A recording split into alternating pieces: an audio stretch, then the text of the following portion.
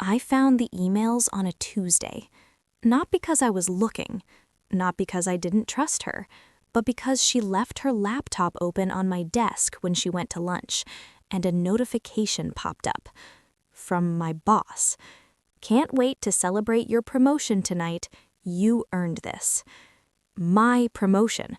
The one I'd been working toward for 3 years. The one my manager promised me last month. The one that was supposed to be announced Friday. And my best friend was celebrating it. With him. Tonight. Her name was Jessica Parker, and I thought I knew her better than anyone. Let me take you back, because this story doesn't start with betrayal. It starts with friendship. Real friendship. Or at least, that's what I thought it was. I met Jessica 6 years ago, my first week at Meridian Analytics in Manhattan.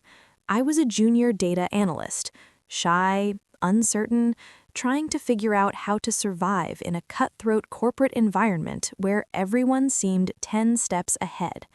Jessica was in marketing, confident, outgoing, the kind of person who knew everyone's name by day 3. She walked up to me in the break room on my second day. I was eating lunch alone, scrolling through my phone, trying to look busy. "You're new, right?" she said. "I'm Jessica, and you look like you could use a friend." I laughed, nodded, and just like that, we clicked. We became inseparable. Coffee every morning before work, lunch together most days, happy hours on Fridays. She was there when I got my first big project, when I worked late trying to prove myself, when I doubted whether I belonged. She'd tell me I was brilliant, that I was going to go far, that she believed in me, and I believed her. She introduced me to people, helped me navigate office politics, told me who to impress and who to avoid. When I got promoted to senior analyst 2 years in, she threw me a surprise party. "You deserve this," she said, hugging me tight. "You work harder than anyone I know." I thought she meant it. I really did. A year ago, everything started shifting. Our department got a new director, Owen Mitchell. Mid-40s, sharp, demanding, the kind of leader who could make or break your career with a single email. He had a reputation. He didn't suffer fools. He didn't play favorites. If you wanted to move up, you had to earn it. I wanted to move up. I'd been a senior analyst for 2 years. I was ready for the next step. Manager level, leading my own team, more responsibility, more impact, more proof that I belonged. So I worked. Late nights, weekends, I took on the projects no one else wanted.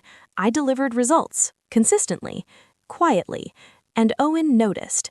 He started pulling me into strategy meetings, asking for my input, CCing me on emails with senior leadership. 3 months ago, he called me into his office. "I'm considering you for the manager role," he said. "It's between you and 2 others. Keep doing what you're doing. I'll make my decision soon." I was ecstatic. I told Jessica that night over drinks. She screamed, hugged me, ordered champagne. "This is it," she said. "This is your moment. I'm so proud of you." I remember thinking how lucky I was to have a best friend who genuinely celebrated my wins, who wanted me to succeed as much as I did. But then something changed. Subtle at first. She started asking more questions about Owen, about the projects I was working on, about what he was looking for in a manager. I didn't think anything of it. She was curious, supportive, interested in my career. I told her everything about the client presentation I was leading, the strategy deck I was building, the metrics Owen cared about most. I even showed her my drafts, asked for feedback. She gave great notes, thoughtful, detailed. I trusted her completely. And then she started showing up differently. New clothes, more polished. She began staying late at the office, too. I'd see her in the hallway talking to Owen, laughing at his jokes, sitting in on meetings she didn't need to be in. When I asked her about it, she shrugged. "Just trying to be more visible," she said. "You inspired me." I felt proud, like I'd helped her grow. How stupid was that? 2 months ago, I finished my big client presentation. It went perfectly.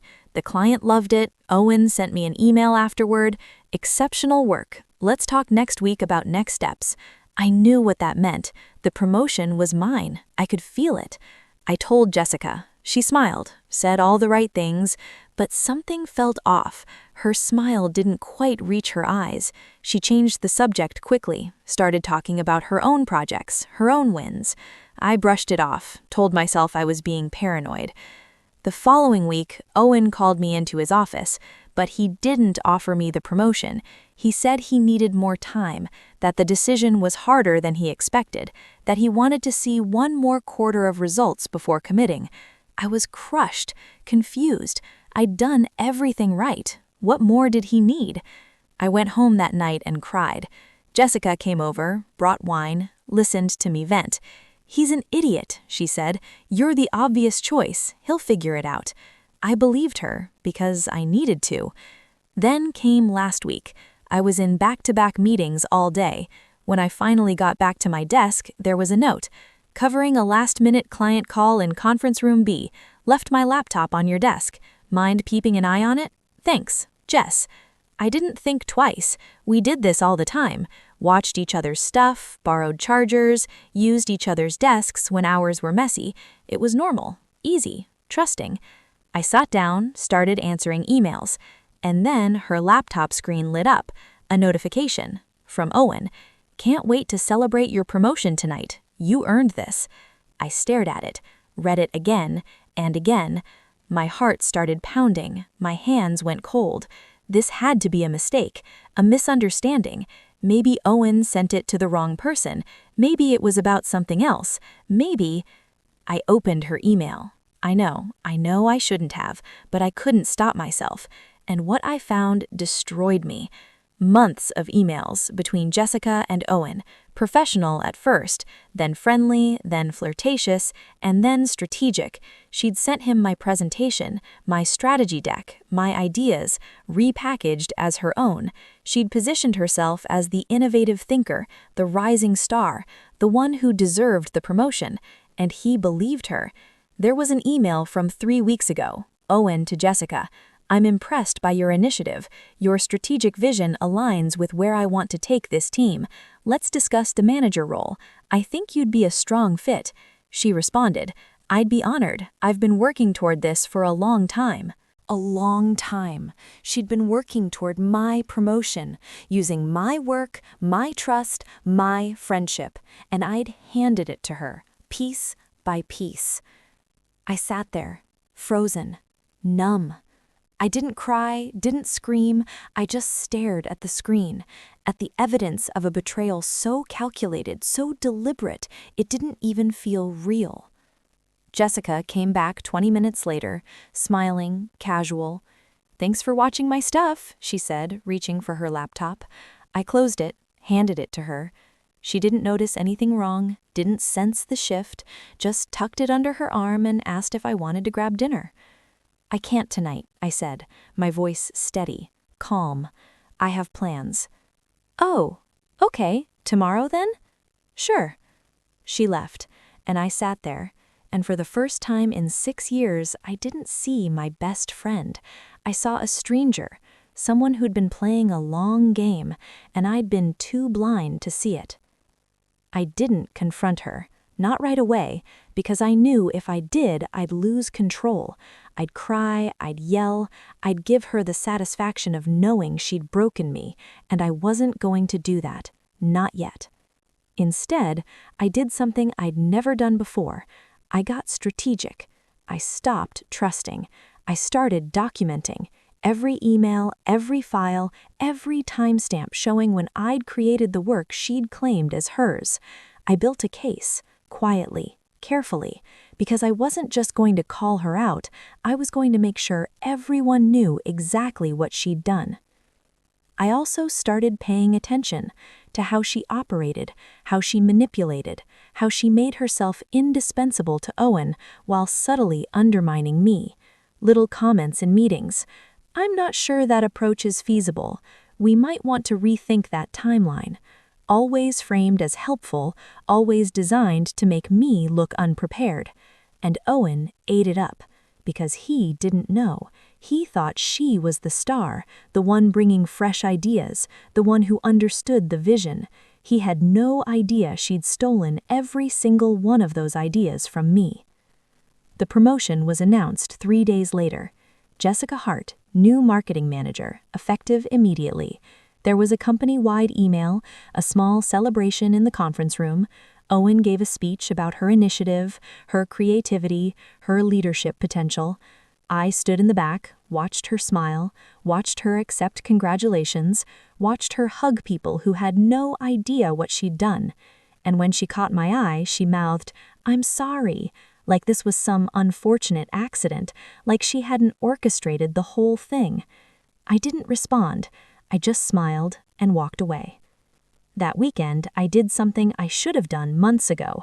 I requested a meeting with HR, and I brought everything: emails, timestamps, file histories, side-by-side comparisons of my work and what Jessica had submitted. I didn't go in angry. I went in factual, professional, armed with evidence. The HR director listened, took notes, asked clarifying questions, and then she said, "This is serious. We'll need to investigate. I understand. Are you prepared for the fallout? If this is substantiated, it could get messy. I know, but I'm not going to let someone steal my career and get away with it." She nodded. "We'll be in touch." The investigation took 2 weeks. They interviewed me, Jessica, Owen, other colleagues. They reviewed files, email chains, meeting notes, and slowly the truth came out. Jessica had plagiarized my work, misrepresented her contributions, manipulated her way into a promotion she didn't earn. Owen was furious. Not at Jessica, at himself, for being fooled, for promoting the wrong person, for not seeing what was right in front of him. He called me into his office, apologized, said he'd made a terrible mistake, that he wanted to make it right. "I'm offering you the manager role," he said, "the one you should have had from the start." I looked at him. This man I'd worked so hard to impress. This man who'd chosen someone else because she was louder, more charming, more willing to steal. "I appreciate that," I said, "but I'm not interested." He blinked. "What?" "I don't want to work for someone who can't recognize talent when it's right in front of them, who promotes based on performance instead of substance. I deserve better than that." "Maya, please." "I've already accepted a position at Hamilton and Cross. I start in 2 weeks." His face fell, because Hamilton and Cross was our biggest competitor, and I'd just taken everything I knew, everything I'd built, straight to them. Jessica was fired the next day, escorted out by security. She tried to call me, texted me dozens of times. "Please, let me explain. I made a mistake. I'm sorry." I didn't respond, because there was nothing to explain. She didn't make a mistake. She made a choice, over and over again, and now she was living with the consequences. I've been at Hamilton and Cross for 3 months now. I'm a senior manager, leading my own team, working on projects I'm actually passionate about. And for the first time in years, I'm not looking over my shoulder. I'm not wondering who I can trust. I'm just doing the work, and I'm damn good at it. I don't think about Jessica much anymore. Sometimes I wonder if she understands what she lost. Not the job, but the friendship, the trust, the person who genuinely wanted her to succeed. I would have celebrated her wins. I would have supported her career. If she'd just asked, I would have helped her. But she didn't want help. She wanted what I had, and she was willing to destroy me to get it. The thing about betrayal is that it doesn't just hurt, it teaches. It shows you who people really are when they think no one's watching. It reveals what they're willing to do when they want something badly enough. And once you see that, you can't unsee it. I'm not bitter. I'm not angry. I'm just awake. And I'm careful now about who I trust, about what I share, about who I let close. Because I learned the hard way that not everyone who cheers for you wants you to win. Some people just want to study your playbook so they can run it better. And when they do, they'll smile, they'll hug you, they'll call you their best friend, right up until the moment they take everything. But here's the thing they don't tell you about betrayal. It doesn't destroy you, it refines you. It burns away the naivety, the blind trust, the assumption that everyone operates with the same integrity you do. And what's left is someone stronger, sharper, someone who knows their worth and won't settle for anything less. Jessica thought she was taking my promotion, but what she really did was set me free, free from a company that didn't value me, free from a friendship that was always one-sided, free from the version of myself that needed external validation to know I was enough. So yeah, she got the promotion for 2 weeks, and I got something better. I got myself back, and that's something no one can ever take from me, not even my best friend.